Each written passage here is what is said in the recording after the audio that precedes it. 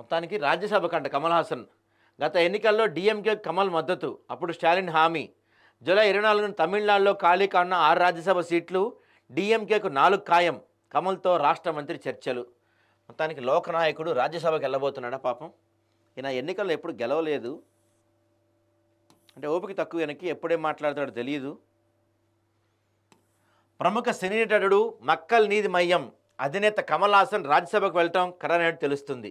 DMK senior నేత తమిళనాడు మంత్రి పీకే శేఖరబాబు మంగళవారం రాత్రి కమల్ హాసన్తో స్థానిక ఆళ్వారుపేటలోని ఎంఎన్ఎం పార్టీ కార్యాలయంలో అరగంట పాటు సమావేశమయ్యారు. ఈ సందర్భంగా వారు రాజ్యసభ ఎన్నికపై చర్చించిన సమాచారం. జూలై 24న తమిళనాట 6 రాజ్యసభ స్థానాలు ఖాళీ కానున్నాయి. అసెంబ్లీలో ఎమ్మెల్యే సంఖ్యాబలాన్ని బట్టి డీఎంకే కూటమికి 4, అన్నాడీఎంకే కూటమికి 2 స్థానాలు రావడం ఖాయంగా కనిపిస్తుంది.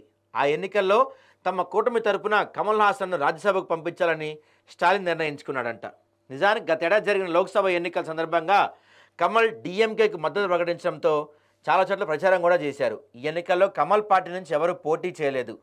తమ పార్టీకి బేషరతుగా మద్దతు ఇచ్చిన కమల్ను రాజ్యసభకు పంపిస్తామని స్టాలిన్ అప్పట్లోనే హామీ ఇచ్చారు.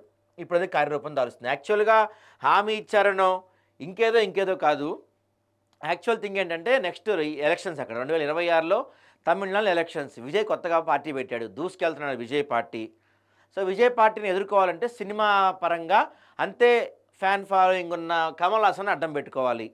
అది స్టాలిన్ ఎత్తుగడ, దాదాపు బహుశా అదే ఉండొచ్చు.